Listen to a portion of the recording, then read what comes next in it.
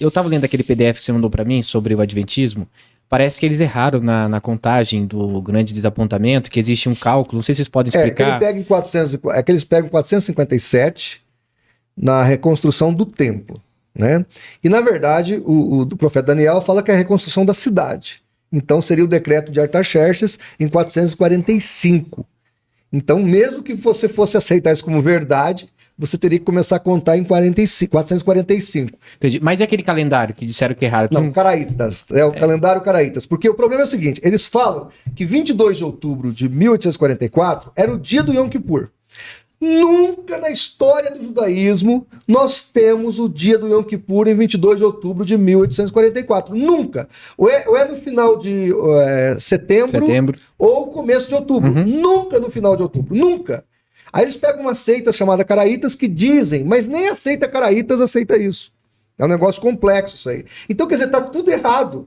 Agora, essas informações que eu estou te falando são públicas. Qualquer adventista de boa índole tem como saber. É que adventista é igual petista. O petista acredita que o Lula é inocente. E o adventista crê que ele é profeta. É assim que funciona. E as proibições que existem, acho que o Paulo, vocês dois podem falar um pouco mais sobre isso. Tem algumas proibições meio estranhas que até mesmo a ciência e a medicina já disseram que não tem nada a ver. Por exemplo, eu sei que ela já falou um dia que a masturbação causava câncer, alguma coisa assim ela falou. Eu vi um debate, mas não chega a isso, tá? Isso é pior. Ela proíbe algumas coisas, por exemplo, tomar café. Dizem que é por causa do vício. Deixa louco. E tal. Nós temos um livro escrito pelo pastor Nathanael Rinaldi. Se alguém quiser, eu mando o PDF gratuitamente. É só entrar em contato comigo. Chamado Ellen G. White, a profetisa adventista que falhou. É só me chamar no zap que eu mando para vocês. E ali tem vários engodos de Ellen G. White, né? Mas assim, tem muitas coisas engraçadas. Por exemplo, se teu filho tiver com fome, Ellen White dá um conselho fantástico. Você tranca a criança 3 dias dentro de um quarto. Depois de 3 dias, você abre o quarto, solta a criança que ela vai querer comer. Você imagina você fazendo isso com o teu filho.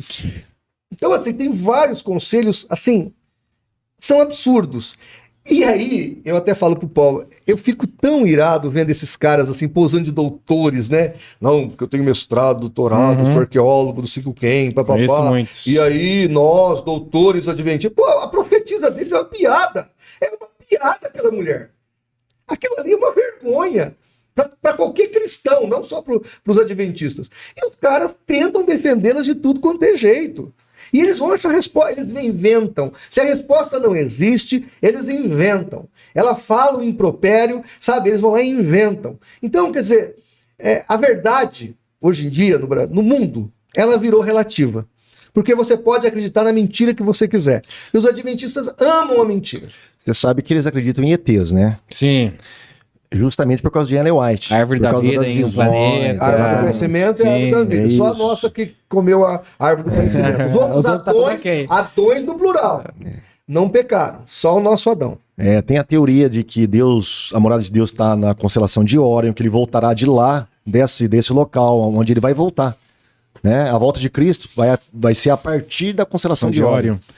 Então, e tem muitas outras. Por exemplo, ela entrou no movimento da porta fechada, onde eles falavam que a porta havia se fechado em 1844, que apenas 144 mil queriam ser salvos, né? Então, as pessoas, eles não tinham mais motivo para evangelizar. Depois eles caíram em si, negaram tudo isso, né? E aí continuaram novamente passando o pano.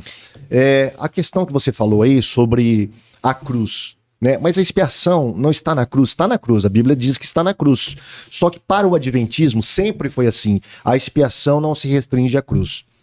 A expiação, ela avança para o santuário celestial, onde Jesus está fazendo agora esse juízo investigativo. Então, existia até um livro na época, houve uma polêmica na época, em 1955, mais ou menos, com o Dr. Walter Marsh, que ele foi pesquisar os adventistas tal, e fazendo revisão de literaturas. E aí ele descobriu que os adventistas, eles acreditavam que a expiação estava não apenas na cruz, mas apontava para o santuário celestial. Isso é uma heresia. A Bíblia não fala nada disso. Né? Como é que você vai falar uma coisa que a Bíblia não diz? Então aí houve uma grande polêmica. Mas existia um grande teólogo da época, que era um dos bambambãs ali da década de 50 entre os adventistas, que tem livros escritos sobre isso. e que defendeu isso aí. O adventismo sempre defendeu que a expiação não se restringe à cruz.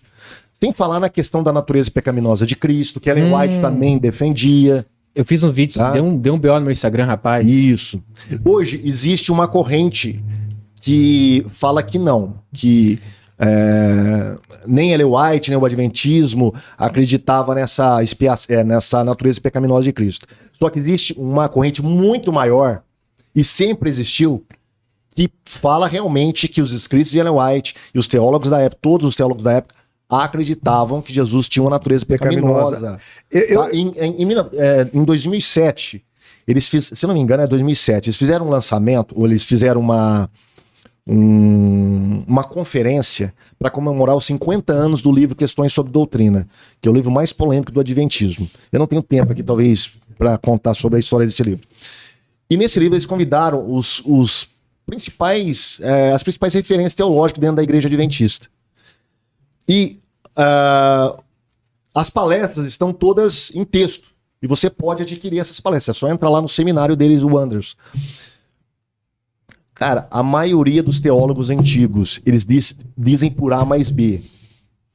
Eles acreditavam na natureza pecaminosa de Cristo. Sempre acreditaram nisso. Então, isso é uma heresia. É uma heresia. Uhum. Então, uma heresia vai chamando outra heresia. Por exemplo, a imortalidade da alma, em si, ela é uma heresia? Em si, não é uma heresia de perdição. Ela é um erro teológico, mas não é uma heresia de perdição. Mas qual que é o problema disso? É o problema para a cristologia. Porque se você acredita que Jesus é homem, de fato, cresceu como homem, e a sua alma é apenas a sua vida que, quando você morre, você deixa de existir, pô, Como é que pra onde foi Jesus, Não né? tem sentido, né? Pra onde que foi o criador da vida, que ele diz, eu sou a vida. Não é eu tenho a vida, eu sou a vida. Então, Teria que foi ficado Jesus? 3 dias sem existir. Não, só mais uma nota. Eu quero voltar lá na cristologia. Mas só mais uma nota. Adventista não crê em sono da alma. Eles usam o termo, mas eles não creem. Como os jeovistas, eles creem no aniquilamento. Quando você morre, você para de existir. Porque existe a doutrina do sono da alma, que é assim: o corpo morre, a alma o espírito vai até Deus e descansa em Deus. Essa é a doutrina do sono da alma. Para mim tá errado também. Mas não é essa. Eles ensinam o aniquilamento. Mas voltando a essa questão da natureza de Cristo, eu fiz um vídeo no nosso canal mostrando categoricamente Ted Wilson, presidente da seita, atual presidente, dizendo que Jesus nasceu com uma natureza pecaminosa e caída. O livro Estudos Bíblicos, páginas 141 e 142, diz que Jesus nasceu com uma natureza pecaminosa e caída. Eles mudaram, viu? E Vários termos. não mudaram completamente. esse livro. Mas o Desejado de Todas as Nações, a Ellen White fala que Jesus nasceu com uma natureza caída. E aí eu peguei o recorte de vídeo, o Leandro Quadros e o Ivan Saraiva dizendo que é satânico ensinar que Jesus nasceu com uma natureza caída. Ora, a profetisa deles ensinou. Sempre ensinou. O presidente ensina. Quem quer conhecer o adventismo mais puro mesmo, tem que conhecer o pessoal do IAGE, que é o Instituto de Evangelização Agrícola, que é o pessoal que lançou a Bíblia de Ellen G. White. Lá você vai conhecer, inclusive eles não gostam desses multimídias da Novo Tempo, esse pessoal adventista mais ortodoxo, eles não gostam. Então, voltando aqui para a questão, aí o Leandro Quadros, nesse vídeo dele, ele diz assim: quem ensinar isso dentro da igreja adventista, que Jesus nasceu com uma natureza pecaminosa, deve ser exonerado e excluído de qualquer cargo. Ora, é o presidente. Ora, é a profetisa. Então, o que acontece? Aí esses caras vão pro debate, por que eles não querem debater comigo? Porque eu vou botar isso na cara deles, eu vou dizer, explica aí, amigo, como é que é? E vou insistir. E eles vão espernear. E eu vou continuar insistindo. Então, eles querem, o debate com um cara desse aí, ou é lá no como é que chama lá a emissora? Deixa eu chamar o Rodrigo, se você faz o debate aqui. Agora, sem nenhum problema. Deixa eu escrever aqui para não esquecer. Sem nenhum problema. Mas o que acontece? Eles gostam daquele debate que tem lá na HIT, que é com quem eles combinam, vê se a HIT chama o Elias Soares para debater com o Leandro Quadros. Leandro quase foi lá, o Elias Soares deu um chocolate nele, nunca mais, isso porque o intermediador lá, que é o Weber, estava do lado do Leandro Quadros. Era o Leandro Quadros e o Weber contra o Elias O Soares. Weber ele é pró-adventismo, né? A gente sabe muito bem, pró-adventismo. Completamente. Então o que acontece? Essa é a grande questão. Como é que você fala uma coisa dessa, que é diabólico, que tem que ser excluído, se você tem sua profetisa, se você tem os livros de teologia da organização, e se você tem o Ted Wilson falando isso? O negócio é complicado.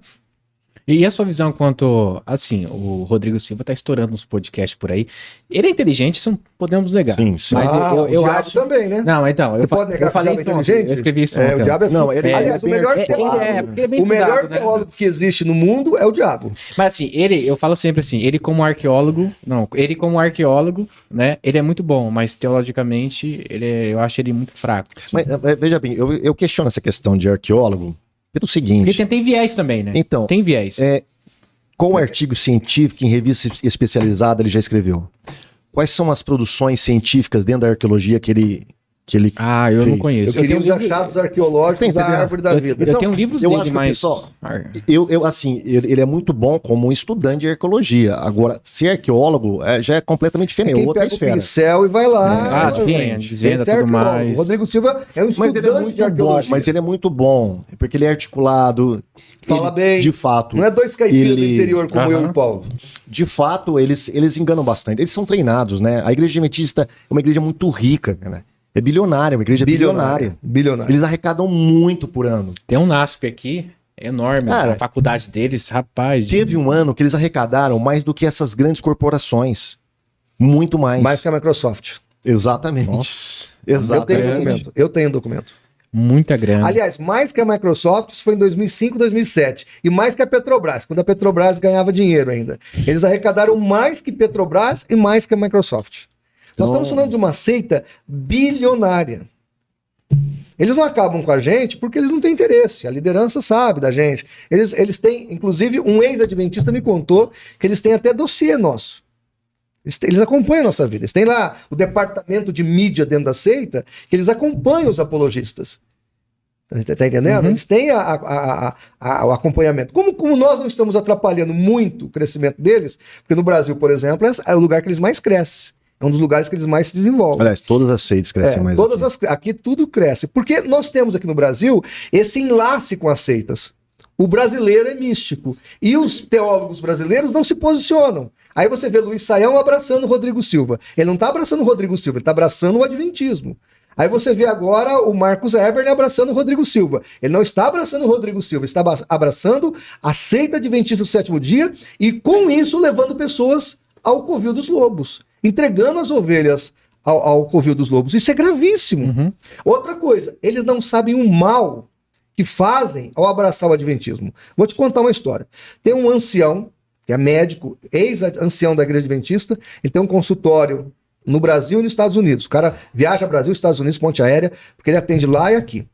E esse camarada, ele saiu da adventista, congrega numa igreja independente dos Estados Unidos, uma igreja evangélica, e ele estava saindo com a família. Então ele mandava o irmão, o parente, o tio, a tia, o pai, a mãe assistir no mesmo nível o doutor Luiz Saião, porque o Saião é do mesmo nível que o Rodrigo Silva, se não for mais. Quando o Saião abraçou o Rodrigo Silva, porque não foi só fazer um podcast, porque nós poderíamos estar aqui, ter um católico, um espírita, um ateu aqui nessa mesa, não quer dizer que a gente comunga da mesma fé. Mas quando o Rodrigo Silva senta na mesma mesa com o Luiz Saião, e o Luiz Saião joga confete em cima dele, chama ele de irmão, e vai fazer caravana para Israel junto, né? E diz que crê na mesma fé e tudo mais, essas pessoas, a família desse ex-adventista recrudesceram e voltaram para a seita por causa disso. Mas se não faz diferença, vou ficar dentro do adventismo. É como você, que parece que não gosta do Diante do Trono. O Diante do Trono cantou com os padres. O Diante do Trono cantou com o padre Marcelo, com o Fábio de Mello. Quer dizer, na cabeça do evangélico leigo, ou do católico leigo, ele fala, para que eu vou sair do catolicismo se o Diante do Trono canta junto com os meus padres? Eu posso ficar aqui na igreja católica e ser de Jesus. Ecumenismo, né? É o ecumenismo. Então isso para eles é bom, mas para nós é péssimo. E eu fico triste que está escrito, a Ellen White nos livros dela fala assim, se aproxime dos pastores, porque eles precisam ser salvos. E salvando o pastor, você salva a igreja inteira. Tanto que há N exemplos até hoje, se você dá um Google aí, de igrejas da Assembleia de Deus, Batista, que os adventistas vão lá, tiram a placa da igreja e colocam igreja adventista lá. E os caras estão achando que isso aí é normal. Existem livros para evangelizar evangélicos entre os adventistas. Estudando juntos. Desde a época de Ellen White, eu não me lembro o livro agora que o pastor João Flávio fala, onde eles ensinam os pastores adventistas a se aproximar dos pastores evangélicos para ensinar as doutrinas adventistas. Tá? Sempre foi assim. Ele, como diz o pastor em memória, o pastor Nathanael Rinaldi, os adventistas falam pelos dois lados da boca. Fala por um lado e nega pelo outro. Sempre foi assim, duas caras, sempre. E existe livro, o Estudando Juntos, é um livrinho assim do Mark Finney, né? Mark Finney. Onde ele ensina a se aproximar de presbiterianos, batistas, pentecostais, de todos. E como conversar com eles. Primeiro você entra em contato com as doutrinas em comum que nós temos. Depois você ensina as doutrinas distintivas do adventismo. Ou seja, para eles...